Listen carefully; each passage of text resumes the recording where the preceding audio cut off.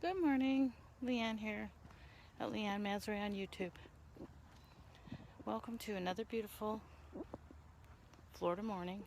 It's not quite as cool today, so I don't have my jacket on and took off my headband and little mittens, but it's still very, very nice today. I'm glad to be out early. Must be about 8 o'clock in the morning, 7:30 maybe. I don't use the alarm clock anymore, which has been a wonderful change this past year. I just get up when I've had enough sleep, and I go to bed when I'm tired.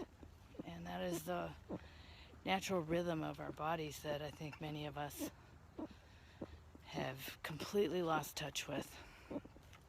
We do so many things in our lives according to routines that others have set for us. Whether it starts out when we're young and we're going to school, and you got to catch that bus, you got to brush your teeth on time, and you have to do a lot of things to fit in society.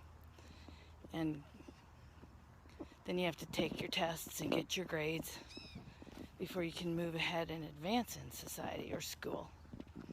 That's pretty much how it goes for most of us. And that's, excuse me, fairly normal in most cultures.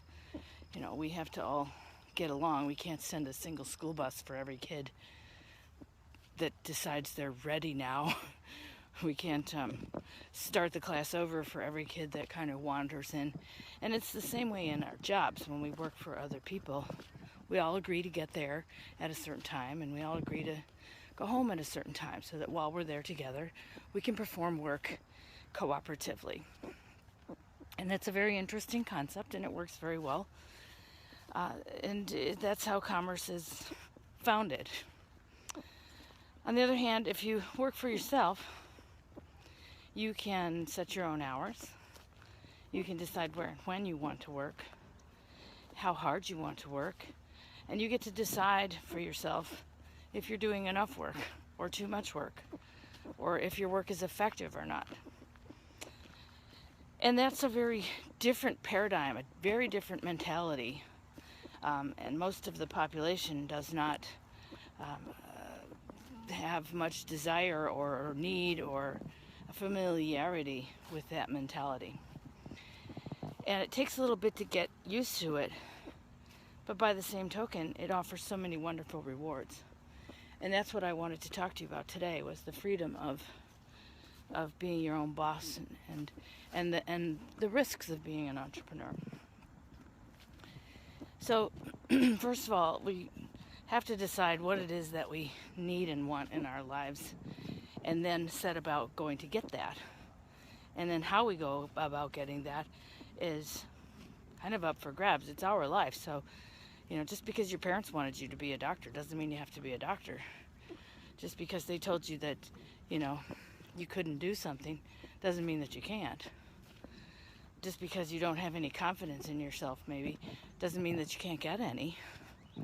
I think that that's part of the basis of becoming an entrepreneur, is first of all believing that you can do it. And then, trying to give yourself every advantage for success. For example, some of the younger entrepreneurs that have made it big or done really well, have done so because they didn't have families to support or big mortgages to pay. They could afford to live at home in a room in their parents' house while they worked on their business or their idea or whatever in the garage. And others are maybe, wanting to be musicians or artists or something, and they don't need as much to survive and thrive. Maybe they chose that career because they love what they do, and it doesn't really matter to them how much money they make. Those are choices that people make early on in life. Now, when I was younger, I believed that in order to do the things that I loved, that I would have to give up having any money. And they were mutually exclusive. Like, you can't be an artist and make money. Or, you can't be a musician and make money unless you're super, super famous, and, the odds of that are really, really slim.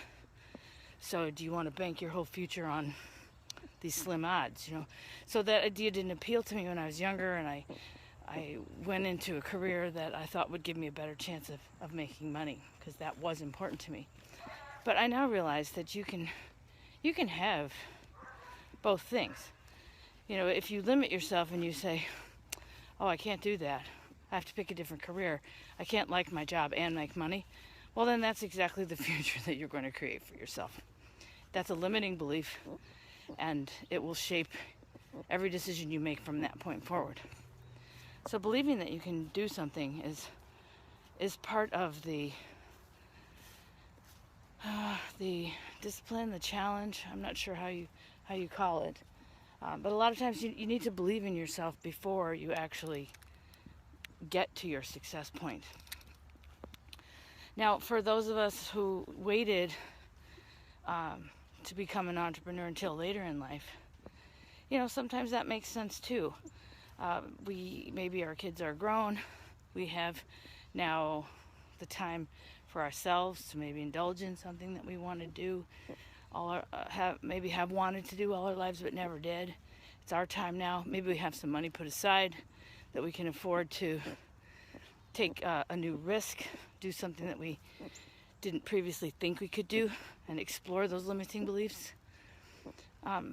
Or maybe we just are sick and tired of the status quo and don't want to live like that anymore, and we're going to do whatever it takes to change our lives.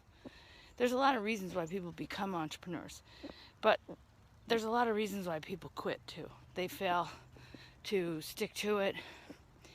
They get discouraged at an early age or stage.